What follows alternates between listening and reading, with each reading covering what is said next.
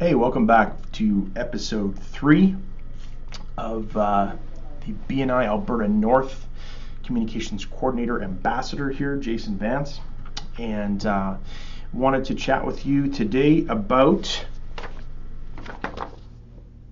the BNI Social Media Manual.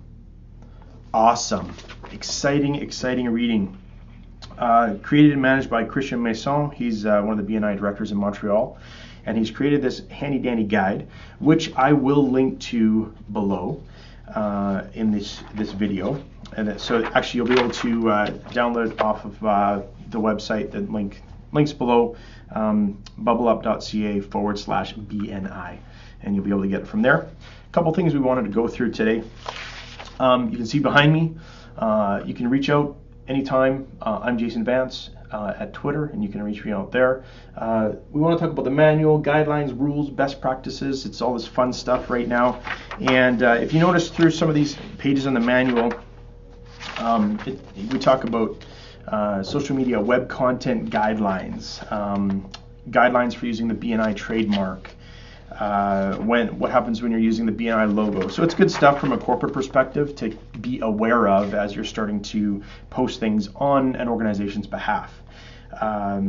It also talks about the colors that you can use if you have a graphic designer that's publishing something for your social media page, and it gets into a whole variety of things. But one of the things that I wanted to go through today, on page 14, it talks about general BNI guidelines for social media and web content. So I've picked out a few that I'll talk about today, and we'll keep it simple. First thing, be mindful of what you publish. So that means what goes on the internet stays on the internet for the most part.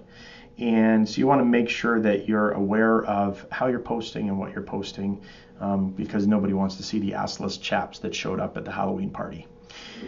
Second thing, respect copyright and trademark laws. So give credit where it's due, and if you quote somebody, give the quote the credit.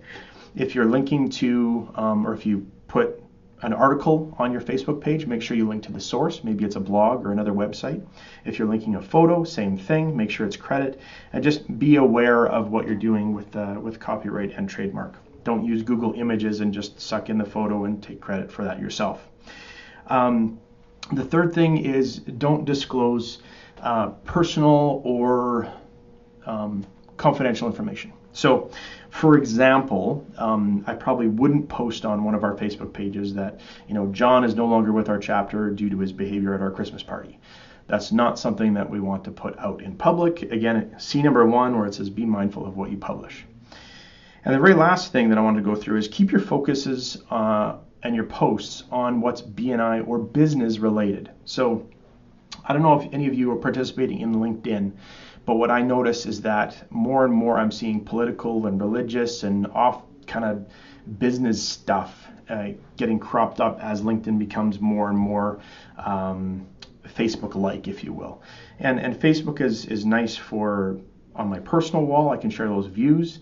On my business wall, or certainly a chapter business wall, I'd want to keep that to members of my chapter and what's going on in BNI and what's business related.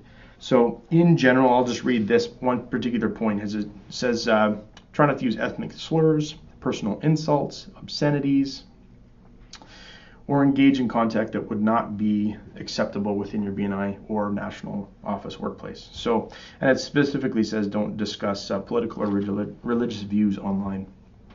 So I think that's a good best practice for us all to be aware of. Not everybody holds the same view as everybody else.